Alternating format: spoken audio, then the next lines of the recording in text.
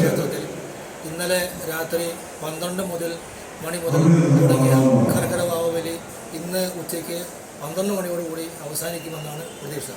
പ്രതികൂലമായ സാഹചര്യം നിലനിൽക്കുകയെങ്കിലും അഭൂതപൂർവമായ തിരക്കാണ് അമ്പലത്തിൽ, ക്ഷേത്രത്തിലും പുഴക്കടവിലും അനുഭവപ്പെട്ടുകൊണ്ടിരിക്കുന്നത്.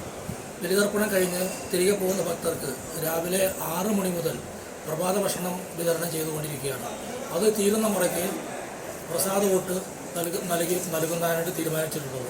അത് ചുരുങ്ങിയത് 3 മണി വരെയെങ്കിലും കൊണ്ടും അവസാനിക്കുമെന്നാണ് പ്രതീക്ഷിക്കുന്നത്. ഇതുമായി ബന്ധപ്പെട്ട് വിപുലമായ സംവിധാനങ്ങളാണ് ചേലാമറ്റം ക്ഷേത്രം ട്രസ്റ്റ് ഏർപ്പെടുത്തിയിരുന്നത്. ചേലാമറ്റം പുഴക്കടവിൽ സ്കൂബ ടീമിനെ മുങ്ങൽ വിദഗ്ധർ വഞ്ചി ഉൾപ്പെടെയുള്ള സംവിധാനങ്ങൾ ഏർപ്പെടുത്തിയിട്ടുണ്ട്.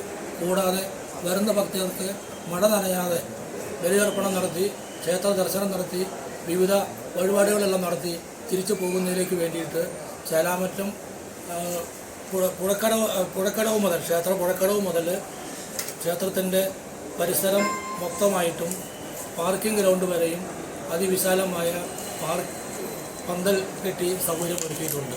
കൂടാതെ KSRTCയുടെ ബസ് സ്റ്റോപ്പ് സൂപ്പർ ഫാസ്റ്റ് ഉൾപ്പെടെയുള്ള ബസ്സുകൾ ചേലാമറ്റം ജംഗ്ഷനിലേക്ക് നിർത്തുന്നതിന് വേണ്ടിയിട്ട് KSRTC വകുപ്പ് പ്രത്യേകമായിട്ട് ഇന്നലെ രാത്രി മുതൽ അനുമോദനം തന്നിട്ടുള്ളതാണ്.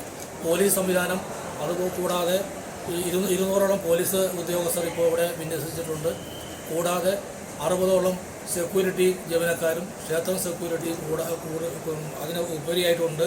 കൂടാതെ സമീപവാസികളായ ചെറുപ്പക്കാരായ വാളണ്ടിയേഴ്സ് എല്ലാവരുടെയും സേവനങ്ങൾ ഇതുവരെ നടന്നുകൊണ്ടിരിക്കുകയാണ്. വരുന്ന ഭക്തരെ എല്ലാവരും ബലിതർപ്പണം കഴിഞ്ഞിട്ട് വളരെ സന്തോഷത്തോടു കൂടിയിട്ട് അവരുടെ പിതൃവിന് വേണ്ടിയിട്ടുള്ള കർമ്മങ്ങളെല്ലാം നടത്തിയിട്ട് വളരെ സന്തോഷത്തോടു കൂടിയിട്ടാണ് നിലവിൽ എല്ലാവരും പോയിക്കൊണ്ടിരിക്കുന്നത്. ഇതുവരെ യാതൊരുവിധ പ്രശ്നങ്ങളോ പരാതികളോ അനിഷ്ട സംഭവങ്ങളോ ഒന്നും ഉണ്ടായിട്ടില്ല.